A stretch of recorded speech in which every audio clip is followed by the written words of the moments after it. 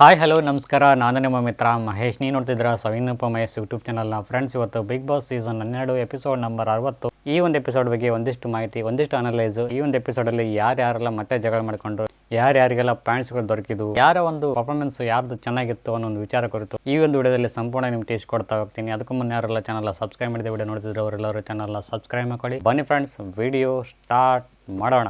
Episode start ಆಗ್ತಾ ಇದ್ದಂಗೆ ಮನೆ ಸದಸ್ಯರೆಲ್ಲ ಸೇರಿಕೊಂಡು ಬಂದಿರತಕ್ಕಂಥ ಅತಿಥಿಗಳಿಗೆ ಮನೋರಂಜನೆ ಕಾರ್ಯಕ್ರಮ ಏರ್ಪಡಿಸಿರ್ತಾರೆ. ಈ ಒಂದು ಕಾರ್ಯಕ್ರಮದಲ್ಲಿ ಮೊದಲನೇ ಬರ್ತಕ್ಕಂಥದ್ದು ರೋಸ್ಟ್ ಮಾಡೋ ಒಂದು ಕಾರ್ಯಕ್ರಮ ಗಿಲ್ಲಿಯವರ ಕಡೆಯಿಂದ. ಗಿಲ್ಲಿಯವರು ಮೊದಲನೇದಾಗಿ ರೋಸ್ಟ್ ಮಾಡ್ತಕ್ಕಂಥದ್ದು ಮಂಜು ಅವ್ರನ್ನ ರೋಸ್ಟ್ ಮಾಡ್ತಾರೆ. ಗ್ರೇ ಏರಿಯಾ ಮಂಜು ಅಂತ ಇವರು ನೋಡಿದ್ನಪ್ಪ ಅಂತಂದು ಒಳ್ಳೆ ಮಲೇರಿಯಾ ಮಂಜು ಥರ ಇದ್ದಾರೆ ಅಂತೇಳಿ ರೋಸ್ಟ್ ಮಾಡ್ತಾರೆ. ಇನ್ನು ತ್ರಿವಿಕ್ರಮ್ ಅವರು, ಇವ್ರು ಟಾಸ್ಕ್ ಮಾಸ್ಟರ್ ಅಂತೆ, ಇವ್ರು ನೋಡಿದ್ನಪ್ಪ ಅಂದ್ರೆ ಒಳ್ಳೆ ರಿಟೈರ್ಡ್ ಆಗಿರೋ ಹೆಡ್ ಮಾಸ್ಟರ್ ಥರ ಕುಂತವ್ರು ಇಲ್ಲಿ ಅಂತೇಳಿ ತಿಳಿಸ್ತಾರೆ. ರಜತ್ ಅವರೊಂದು ವಿಷಯಕ್ಕೆ ಬಂದಪ್ಪ ಅಂತಂದ್ರೆ ಇವರು ಖಳನಾಯಕ ಅಂತೆ, ದೂರದಿಂದ ನೋಡಿದಪ್ಪ ಅಂದ್ರೆ ಒಳ್ಳೆ ನಾಯಕನ ಥರ ಕಾಣ್ತಾರೆ ಇವರು ಅಂತೇಳಿ ತಿಳಿಸ್ತಾರೆ. ಚೈತ್ರ ಅವ್ರ ವಿಷಯಕ್ಕೆ ಬಂದಪ್ಪ ಅಂದ್ರೆ ಒಳ್ಳೆ ಪಾಪ್ಯುಲರ್ ಉಸ್ತುವಾರಿ ಅಂತ ಇವ್ರು ನೋಡಿದ್ರೆ ಸುಸ್ತುವಾರಿ ಥರ ಇದ್ದಾರೆ ಇಲ್ಲಿ ನೋಡೋಕೆ. ಇನ್ನು ಮೋಕ್ಷಿತ್ ಅವ್ರ ವಿಚಾರಕ್ಕೆ ಬರೋದ್ರೆ ಇವ್ರ ಬಗ್ಗೆ ಏನು ಹೇಳಬೇಕು, ಇವರಿಗಂತೂ ತುಂಬಾನೇ ಕನ್ಫ್ಯೂಷನ್ ಆಗಿಬಿಟ್ಟಿದೆ. ಇವ್ರನ್ನ ಕಂಟೆಸ್ಟೆಂಟಾ ಅಥವಾ ಇಲ್ಲಿ ಗೆಸ್ಟಾ ಅಥವಾ ನಾನು ಇಲ್ಲಿ ಎದಕ್ಕೆ ಬಂದಿದ್ದೀನಿ ಅನ್ನೋ ಕನ್ಫ್ಯೂಷನ್ ಆಗಿಬಿಟ್ಟಿದೆ. ಇವ್ರ ಬಗ್ಗೆ ಮಾತಾಡಿದ್ರೂ ವೇಸ್ಟು, ಮಾತಾಡಿದ್ರೂ ವೇಸ್ಟು. ನಿಮ್ಮ ಒಂದು ಸೀಸನ್ನಲ್ಲಿ ಸೀಸನ್ನು ನಂಬರ್ 1 ಇತ್ತು, ನಮ್ಮ ಒಂದು ಸೀಸನ್ನಲ್ಲಿ ಚಾನಲ್ಲೇ ನಂಬರ್ 1 ಮಾಡಿದ್ದೀವಿ ನಾವು, ಗೊತ್ತಾ? ಇದಾದ ನಂತರ ಒಂದು ಆರ್ಮಗೊಂಡು ಡೈಲಾಗ್ ಹೊಡಿತಾರೆ. ಯಾಕಾದ್ರೆ ಇಲ್ಲಿ ಬಂದ್ವಿ, ಯಾಕಾದ್ರೆ ನಮ್ಮ ಕೈಯಲ್ಲಿ ಸಿಗಾಕೊಂಡ್ವಿ, ಇಲ್ಲಿರೋವರೆಗೂ ನಾವು ನೋವು ಕೊಡ್ತಾನೆ ಇರ್ತೀವಿ ನಿಮಗೆ. ನಾನು ಸೀನಿಯರು, ನಾನು ಜೂನಿಯರು, ನಾನು ಪಂಟ್ರು, ನಾನು ಫೈಟ್ರು ಅಂತ ನಮ್ಗೆ ಅಡ್ಡ ಬರೋಕೆ ಹೋಗ್ಬೇಡಿ. ಬಂದರೆ ಏಜು ನೋಡೋಂಗಿಲ್ಲ, ಸೈಜು ನೋಡೋಂಗಿಲ್ಲ, ಸೀಸ್ ಮಾಡಿ ಸೀಲ್ ಆಗಿಬಿಡ್ತೀವಿ. ತಿಂದು ಹಾಕೋರಿಗೆ ನಿಮಗೆ ಇಷ್ಟಿರ್ಬೇಕಪ್ಪ ಅಂದರೆ ತಂದು ಹಾಕೋರಿಗೆ ನಮಗೆ ಇಷ್ಟಿರಬೇಡ ಅಂತೇಳಿ ಗಿಲ್ಲಿ ಅವರು ಒನ್ ಲೈನ್ ಪಂಚಿಂಗ್ ಹೊಡಿತಾರೆ ಡೈಲಾಗ್ನ. ಅಬ್ಬಾ ಏನು ಡೈಲಾಗ್ ಹೊಡೆದೆ ಗುರು, ಮೆಚ್ಚಿದೆ ಗುರು, ಮೆಚ್ಚಿದೆ, ಶಬ್ಬಾಷ್, ಸಖತ್ತಾಗಿತ್ತು ಗುರು, ಬೊಂಬಾಟಾಗಿತ್ತು, ಎಕ್ಸ್ಟ್ರಾರ್ಡಿನರಿ. ಗರ್ಲ್ಸ್ದು ಒಂದು ಡ್ಯಾನ್ಸ್ ಬರ್ತೈತಿ, ಸಖತ್ತಾಗಿ ಮಾಡಿದ್ರು, ಬೊಂಬಾಟಾಗಿ ಮಾಡಿದ್ರು. ನಂತರ ಬರ್ತಕ್ಕಂಥ ಬಾಯ್ಸ್ದು ಒಂದು ಡ್ಯಾನ್ಸ್ ಬರ್ತವೆ, ಅಷ್ಟಕ್ಕಷ್ಟೇ ಚೆನ್ನಾಗಿದ್ದು ಪ್ರತಿಯೊಬ್ಬರದು. ಗಿಲ್ಲಿಯವರು ಒಂದು ಡೈಲಾಗ್ ಹೊಡಿತಾರೆ, ಇವರೆಲ್ಲರೂ ನಮ್ಮ ಕೈಯಲ್ಲಿ ಸಿಗಾಕೊಂಡು ಕಾಯಿಸಿ ಒಲೆವೆಲ್ಲ ಅಂತ ಒದ್ದಾಡ್ಕೊಂತ ಇದ್ದಾರೆ, ಹೊರಗೆ ಹೋದ ತಕ್ಷಣ ಟೆಸ್ಟ್ ಮಾಡಿಸ್ಕೋಬೇಕು, ಆ ರೇಂಜ್ ಕಾಟ ಕೊಟ್ಟಿದ್ದೀನಿ, ಕೂಡೆ ಕೊಟ್ಟಿದ್ದೀನಿ, ಇವರೆಲ್ಲರೂ ಒಂಥರ ಡಿಪ್ರೆಷನ್ ಮೂಡಲ್ಲಿದ್ದಾರೆ ಇವಾಗ ಅಂತೇಳಿ ಈ ಒಂದು ಡೈಲಾಗ್ ಕೇಳಿದ ತಕ್ಷಣ ರಜತ್ಗೆ ಎಲ್ಲಿತ್ತೋ ಗೊತ್ತಿಲ್ಲ, ಉರಿ ದಗ ದಗ ದಗ ದಗ ಉರಿದೋಗ್ಬಿಡ್ತು. ಹಿಂಗೆಲ್ಲ ಮಾತಾಡಂಗಿಲ್ಲ, ನೀನು ಹಿಂಗೆಲ್ಲ ಮಾತಾಡಿದ್ನಪ್ಪ ಅಂತಂದ್ರೆ ಸರಿ ಬರಂಗಿಲ್ಲ, ಹಂಗೆ ಹೆಂಗೆ ಅಂತೇಳಿ ಇಬ್ರು ನೋಡಿ ಜಗಳ ಆಗುತ್ತೆ. ರೂಲ್ಸ್ ಬುಕ್ನ ಓದಿ ಒಮ್ಮೆ ಅಂತೇಳಿ ತಿಳಿಸ್ತಾರೆ ಬಿಗ್ ಬಾಸ್ನವರು. ಸೊ ಬಿಗ್ ಬಾಸ್ನವರು ಬರ್ತಾರೆ. ಬಿಗ್ ಬಾಸ್ನವರು ಬಂದು ಸಭ್ಯತೆಯಿಂದ ಅತಿಥಿಗಳನ್ನು ನಿಮ್ಮ ಮಾತಿನ ಮುಖಾಂತರ ರೋಸ್ಟ್ ಮಾಡಬೇಕು ಅಂತೇಳಿ ತಿಳಿಸ್ತಾರೆ. ಸೊ ಇದಾದ ನಂತರ ಅಭಿಷೇಕ್ ಅವ್ರನ್ನ ಕೇಳ್ತಾರೆ, ಸಭ್ಯತೆಯಿಂದ ಕೂಡಿತಾ ಈ ಒಂದು ರೋಸ್ಟು ಅಂತೇಳಿ ತಿಳಿಸ್ತಾರೆ. ಅಂದ್ಬಿಟ್ಟಿದ್ರೆ ಆಗೋಗಿರೋದು. ಸೊ ಇಲ್ಲ ಅಂತಾರೆ ಅಭಿ ಅವರು. ಸೊ ನಿಮ್ಮ ಕೆಲಸಗಳನ್ನು ಸರಿಯಾಗಿ ನಿಭಾಯಿಸಿಕೊಳ್ಳಿ ಅಂತೇಳಿ ಬಿಗ್ ಬಾಸ್ನವರು ಮತ್ತಷ್ಟು ತುಪ್ಪಕ್ಕಂತ ಹೋಗೋದೋಕಾರ. ಈ ಒಂದು ರೋಸ್ಟಿಂಗ್ ಕಾರ್ಯಕ್ರಮ ಸಭ್ಯತೆಯಿಂದ ಇತ್ತ? ನನ್ನ ಪ್ರಕಾರ ಆದರೆ ಪಕ್ಕ ಬಿಲ್ಕುಲ್ ಸಭ್ಯತೆಯಿಂದ ಇತ್ತು. ಅಷ್ಟಾಗಿ ಹಾರ್ನೆಸ್ಸು ಪದಗಳು ಆ ಒಂದು ರೋಸ್ಟಲ್ಲಿ ಯಾವುದೂ ಇರಲೇ ಇಲ್ಲ. ಈ ಒಂದು ವಿಚಾರನ ಅತಿಥಿಗಳೇ ತುಂಬಾ ವೈಯಕ್ತಿಕವಾಗಿ ತಗೊಂಡ್ರು ಅಂತ ನನ್ನ ಒಂದು ಅನಿಸಿಕೆ ಆಗುತ್ತೆ. ಈ ಒಂದು ವಿಚಾರನ ಕುರಿತು ಅಭಿಷೇಕ್ ಅವರಾಯಿತು, ಮನೆಯವರ ಸದಸ್ಯರಾಯಿತು, ಯಾರೇ ಒಂದು ಧ್ವನಿ ಎತ್ತಲೇ ಇಲ್ಲ. ಈ ಒಂದು ರೋಸ್ಟು ಅಷ್ಟು ಕೆಟ್ಟದಾಗಿತ್ತಾ? ಮನೆಯವ್ರಿಗೂ ಇದು ಸಹ ಗೊತ್ತಾಗಲಿಲ್ವಾ? ಒಬ್ಬರಾದರೂ ಧ್ವನಿ ಎತ್ತಿದ್ನಪ್ಪ ಅಂತಂದರೆ ಎಷ್ಟೋ ಇವ್ರಿಗೆ ಬೆಟರ್ ಆಗಿರ್ತಿತ್ತು. ಈ ಒಂದು ಧ್ವನಿನ ಆ ಒಂದು ಸದಸ್ಯರಲ್ಲಿ ಯಾರಲ್ಲಿ ಕಂಡು ಬರಲೇ ಇಲ್ಲ. ಸೊ ಇದಾದ ನಂತರ ಅತಿಥಿಗಳೆಲ್ಲರೂ ಸೇರಿಕೊಂಡು ತಮ್ಮ ಒಂದು ಅಭಿಪ್ರಾಯಗಳನ್ನು ವ್ಯಕ್ತಪಡಿಸ್ತಾರೆ. ಒಂದು ಕಡೆ ಕುಂತ್ಕೊಂಡಿರ್ತಾರೆ ಅತಿಥಿಗಳೆಲ್ಲರೂ ಸೇರಿಕೊಂಡು, ಹಿಂದುಗಡೆ ಸ್ಪರ್ಧಿಗಳು ಕುಂತ್ಕೊಂಡಿರ್ತಾರೆ. ಸೊ ಈ ಒಂದು ನಿಟ್ಟಿನಲ್ಲಿ ಗಿಲ್ಲಿಯವರು ಏನು ಹೇಳ್ತಾರೆ, ಸೂರ್ಯವಂಶದವರು ಎಲ್ಲರೂ ಬಂದಿದ್ದಾರೆ, ತೆಗಿಲ ಒಂದು ಫೋಟೋ ಅಂತೇಳಿ ತಿಳಿಸ್ತಾರೆ. ಈ ಒಂದು ಡೈಲಾಗ್ನ ಹೇಳ್ತಾರೆ ಗಿಲ್ಲಿಯವರು. ಈ ಒಂದು ಡೈಲಾಗಲ್ಲಿ ಏನು ತಪ್ಪಿದೆ ಗುರು? ಏನಾದರೂ ಬ್ಯಾಡ್ ಓಡಿಸಿದ್ದಾವ? ನೋ, ಇಲ್ಲ. ಅಲ್ಲ, ಈ ಮನುಷ್ಯನಿಗೆ ರಜತ್ಗೆ ಯಾಕೆ ಅಷ್ಟು ಉರಿ ಬಂತು ಅಂತ ಎಷ್ಟು ಇರಿಟೇಟ್ ಮಾಡ್ತೀವೋ. ನಿನ್ನನ್ನು ಒಳ್ಳೆಯವನು ಅಂದ್ಕೊಂಡಿದ್ದೆ ನಾನು, ಹೊರಗಡೆ ಯಪ್ಪ ಈ ನಮ್ಮನ್ನು ಕೂಳೆ ಕೊಡ್ತೀವಲ್ಲೋ, ಹಂಗೆ ಹಿಂಗೆ ಲೋಳೆ ಲೊಟ್ಟು ಲಂಗು ಲಸ್ಕೋ ಅಂತೇಳಿ ಬೈತಾರೆ ರಜತ್ ಅವರು. ಸೊ ಸಿಟ್ಟಿಗೆದ್ದು ರಜತ್ ಅವರು ಪಾಯಿಂಟ್ಸ್ ಕೊಡಂಗಿಲ್ಲ ಅಂತೇಳಿ ತಿಳಿಸ್ತಾರೆ. ಮಂಜು ಅವರು ಸಹಿತ ನಾನು ಕೊಡಂಗಿಲ್ಲ ಪಾಯಿಂಟ್ಸ್ಗಳು ಅಂತ ಹೇಳ್ತಾರೆ. ಸೊ ಹಂಗ ಮಾಡ್ಕೊಂಡು ನೀವು ಕೊಡ್ರಿ ಅಂತೇಳಿ ತಿಳಿಸ್ತಾರೆ ಬಿಗ್ ಬಾಸ್ನವರು. ಕೆಲವೊಬ್ಬರಿಗೆ ಮಾತ್ರ ಸೀಮಿತ ಮಾಡಿ ಕೆಲವೊಂದಿಷ್ಟು ಹಣಗಳನ್ನು ಕೊಡ್ತಾರೆ ಅಭಿಷೇಕ್ ಅವರಿಗೆ ಅತಿಥಿಗಳೆಲ್ಲರೂ. ಅಭಿಷೇಕ್ ಅವರು ಮನೆ ಸದಸ್ಯರೆಲ್ಲರಿಗೂ ಒಂದಿಷ್ಟು ಕಾಯಿನ್ಸ್ಗಳನ್ನು ಹಂಚ್ತಾರೆ. ತಮ್ಮ ಒಂದು ಕೆಲಸಕ್ಕೆ ಅನುಗುಣವಾಗಿ ಪಾಯಿಂಟ್ಸ್ಗಳನ್ನು ಕೊಡ್ತಾ ಹೋಗ್ತಾರೆ. ಧ್ರುವ್ ಅಂತವರು ಕಾಲ್ ಕೆರ್ಕೊಂಡು ಜಗಳ ಮಾಡ್ತಾರೆ ರಕ್ಷಿತಾ ಅವ್ರ ಜೊತೆ. ತಮ್ಮದು ಅಲ್ಲದೆ ಇರತಕ್ಕಂಥ ಕೆಲಸವನ್ನು ಇವ್ರು ಮಾಡಕ್ಕೆ ಹೋಗ್ತಾರೆ. ಅಲ್ಲಿ ಕೆಲಸ ಮಾಡ್ತಕ್ಕಂಥವ್ರು ಯಾರು? ಮಾಳವರು ಮತ್ತು ರಕ್ಷಿತಾ ಅವರು. ತಟ್ಟೆಯೊಳಗೆ ಟಿಶ್ಯೂ ಪೇಪರ್ ಇರ್ತೈತೆ ಅಂತ, ಆ ಒಂದು ಟಿಶ್ಯೂ ಪೇಪರ್ನ ಬೇರೆ ಕಡೆ ಸಪ್ರೇಟ್ ಮಾಡಿ ಇಡಬೇಕು. ಎಲ್ಲನೂ ಒಟ್ಟಿಗೆ ಇಟ್ಟುಬಿಟ್ಟಿರ್ತಾರಂತೆ. ಇದು ಯಾಕಿಟ್ರಿ ಅಂತೇಳಿ ರಕ್ಷಿತಾ ಅವರು ಇವ್ರು ನೋಡಿ ಒಂದಷ್ಟು ಜಗಳ ಆಗುತ್ತೆ. ಅನವಶ್ಯಕವಾಗಿ ಒಂದು ಉರಿತಾ ಅಂತ ಒಂದು ಹೆಣ್ಮಕ್ಳಿಗೆ ಒಂದು ಪದ ಬಳಕೆ ಮಾಡ್ತಾರೆ ಧ್ರುವ್ ಅಂತವರು. ಹಿಂಗೆಲ್ಲ ಮಾತಾಡಂಗಿಲ್ಲ ಅಂತ ಮಾಳವರು ನಿನಗೆ ಒಳ್ಳೇದು ಕೇಳಿದ್ದಾರೆ ರಕ್ಷಿತ್ ಅವರು, ನಿನಗೇನೋ ಕೆಟ್ಟದ್ದು ಬಯಸಿದ್ರು ಅವರು ಅಂತೇಳಿ ಧ್ವನಿ ಎತ್ತಾರೆ ಮಾಳವರು. ಇಂತೂ ಮಾಳವರು ಒಂದು ಒಳ್ಳೆ ಒಂದು ನಿರ್ಧಾರ ತಗೊಂಡು ಒಂದು ಒಳ್ಳೆಯ ವಿಷಯಕ್ಕೆ ಧ್ವನಿ ಎತ್ತಿದ್ರಪ್ಪ. ಮಾಳು ಅಣ್ಣಂಗಿ ಜಯನ್ರು ಜೈ. ನಿಮ್ಮ ಪರವಾಗಿ ನಾನು ಹೇಳ್ತೀನಿ ಬಿಡಿ. ಬೆಳಗ್ಗೆನೂ ಮತ್ತೆ ಕಿರಿಕ್ ತೆಗಿತಾರೆ. ಆ ದೇವ್ರ ದೀಪ ಹಚ್ತಾ ಇದೆ ಪಾಪ ಹುಡುಗಿ. ಆ ದೇವ್ರ ದೀಪ ಹಚ್ಚೋನು ಸಹಿತ ಹಂಗೆ ಹಚ್ಬೇಡ ಹಂಗೆ ಮಾಡ್ಬೇಡ ಅಂತೇಳಿ ಸರಿಯಾಗಿ ಹೋಗಿದ್ರು ಮಂಜು ಅವರು. ದೇವ್ರ ದೀಪ ಹಚ್ಬೇಕನ್ನಪ್ಪ ಶಾಂತ ರೀತಿಯಿಂದ ಹಚ್ಚಲು ಬಿಡಿ ಅಂತೇಳಿ ಅವ್ರಿಗೆ ಹೋಗೋದು ಕಳಿಸಿದ್ರು ಮಂಜು ಅವರು. ಇದು ಒಂದು ಒಳ್ಳೆಯ ಕೆಲಸ ಅಂತ ಹೇಳ್ಬೋದು ಮಂಜು ಅವ್ರ ಕಡೆಯಿಂದ. ಒಳ್ಳೆ ಕೆಲಸಕ್ಕೆ ಅಪ್ರಿಷಿಯೇಟ್ ಮಾಡಲೇಬೇಕಾಗತ್ತೆ. ಕೆಟ್ಟ ಕೆಲಸಕ್ಕೆ ಅಪ್ರಿಷಿಯೇಟ್ ಮಾಡೋದಂದ್ರೆ ಹೇಗೆ ಮಾಡೋಕ್ಕೆ ಸಾಧ್ಯ? ತಪ್ಪಾಗತ್ತಲ್ವಾ? ಒಂದು ಕಿರಿಕ್ ಪ್ರಶ್ನೆ ಬರ್ತೈತಿ. ಅದ್ಯಾವುದೋ ಒಂದು ಚಿತ್ರ ಇರ್ತೈತೆ, ಅಲ್ಲಿ ಆ ಚಿತ್ರದ ಗೊಂಬೆ ಹೆಸರೇನು ಅಂತ ಕೇಳ್ತಾರೆ. ಇದಕ್ಕೆ ಜಾನ್ವಿಯವರು ಆ ಗೊಂಬೆ ಹೆಸರು ಚೈತ್ರ ಅಂತ ಹೇಳ್ತಾರೆ. ಈಗ ಗೊತ್ತಿಲ್ಲ ಅಷ್ಟಾಗಿ, ನನ್ನ ತಲೆಯಲ್ಲಿ ಬುದ್ಧಿನೂ ಇಲ್ಲ. ಕಾವ್ಯವರು ತಿಳಿಸ್ತಾರೆ. ಚೈತ್ರ ಅವ್ರು ಹೇಳ್ತಾರೆ, ಎಲ್ಲರೂ ಸೇರ್ಕೊಂಡು ಈ ಒಂದು ಪದವನ್ನು ಬಳಕೆ ಮಾಡಿ ನನಗೆ ಸಾರಿ ಕೇಳಬೇಕು ಅಂತೇಳಿ ತಿಳಿಸ್ತಾರೆ. ನನ್ನ ತಲೆಯಲ್ಲಿ ಬುದ್ಧಿ ಇಲ್ಲ, ದಯವಿಟ್ಟು ಕ್ಷಮೆ ಇರಲಿ ಅಂತೇಳಿ ಹೇಳ್ಬೇಕಂತೆ ಮನೆಯವರೆಲ್ಲ ಸೇರಿಕೊಂಡು. ಅಲ್ಲ, ಇದೇನು ಕ್ವಿಜ್ ಕಾರ್ಯಕ್ರಮನ ಈ ಥರ ಒಂದು ಪ್ರಶ್ನೆ ಕೇಳೋಕ್ಕೆ? ಅಶ್ವಿನಿಯವರು ಮಾತ್ರ ಸಾರಿ ಕೇಳಲೇ ಇಲ್ಲ. ನೀವೆಲ್ಲ ಕೇಳಿದ್ನಪ್ಪ ಅಂದರೆ ನಾನು ಕೇಳಬೇಕಾ ಅಂತೇಳಿ ಒಂದು ತಕರಾರು ತೆಗೆದಿದ್ದಾರೆ ಅಶ್ವಿನಿಗೌಡ ಅವರು. ಡಿಸಿಷನ್ ಇನ್ನೂ ಪೆಂಡಿಂಗಲ್ಲಿದೆ.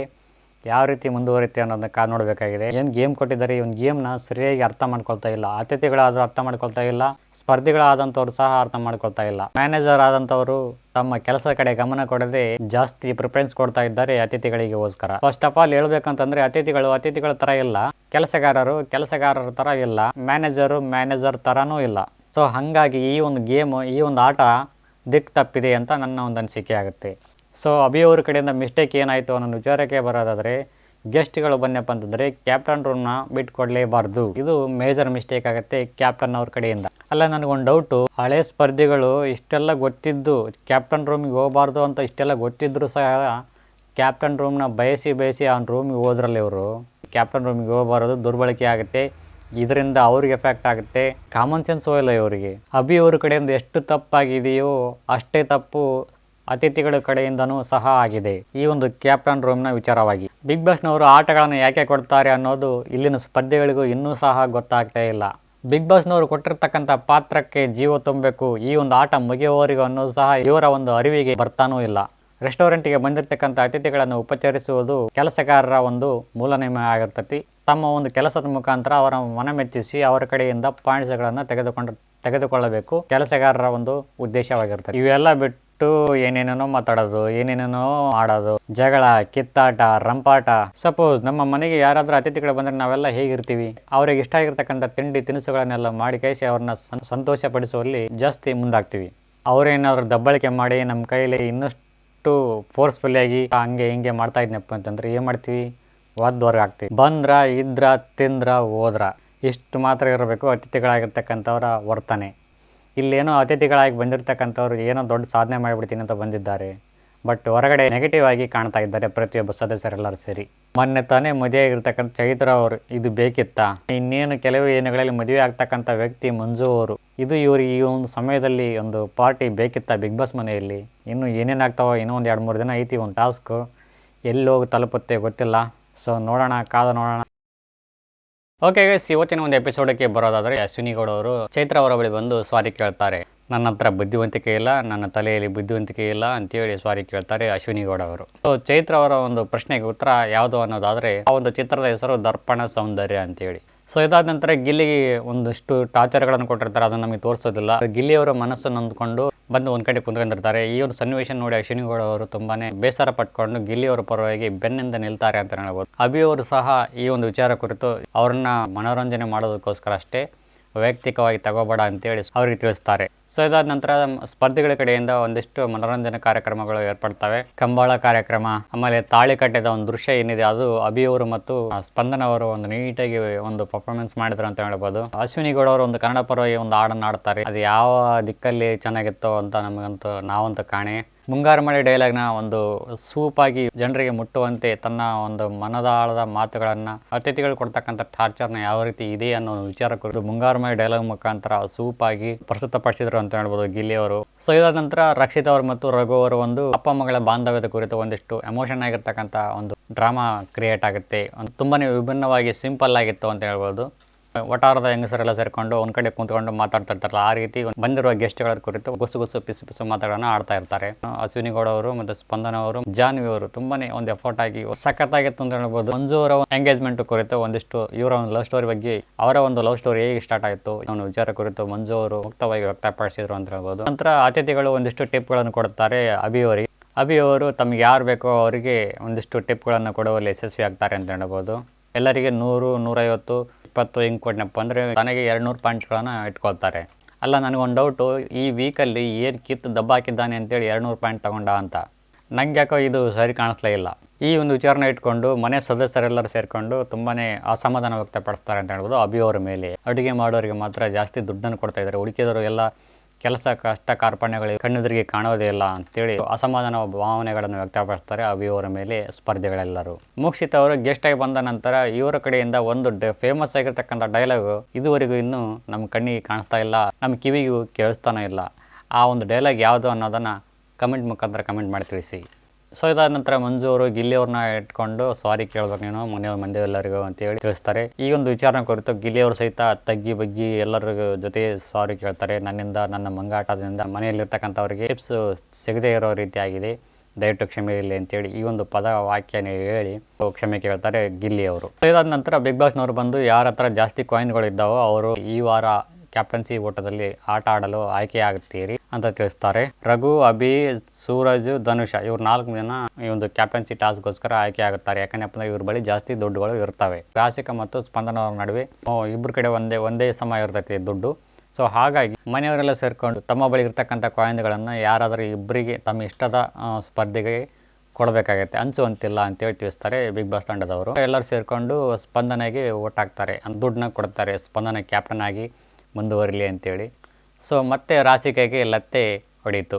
ಮನೆಯವರೆಲ್ಲ ಸೇರಿಕೊಂಡು ರಾಶಿಕಾಗೆ ಮತ್ತೆ 3 ನಾಮ ಹಾಕಿ ಸ್ಪಂದನೆಗೆ ಜೈ ಅಂದರು. ಬಾತ್ರೂಮ್ಗೆ ಹೋಗಿ ರಾಶಿಕಾಗಳು ಅಂತ ಅಳ್ತಾಳೆ. ಕ್ಯಾಪ್ಟನ್ಸಿ ಟಾಸ್ಕ್ಗೋಸ್ಕರ ಸ್ಪರ್ಧಿಗಳ ಪರವಾಗಿ ಅತಿಥಿಗಳು ಗೇಮ್ ಆಡಬೇಕಾಗುತ್ತೆ. ಸ್ಪರ್ಧಿಗಳೆಲ್ಲರೂ ಅತಿಥಿಗಳನ್ನು ಮನವೊಲಿಸಬೇಕಾಗುತ್ತೆ, ನನ್ನ ಪರವಾಗಿ ಆಟ ಆಡಿ ಅಂತೇಳಿ. ರಘು ಅವರು ಮೋಕ್ಷಿತ್ ಅವ್ರನ್ನ ಮನವೊಲಿಸುತ್ತಾರೆ.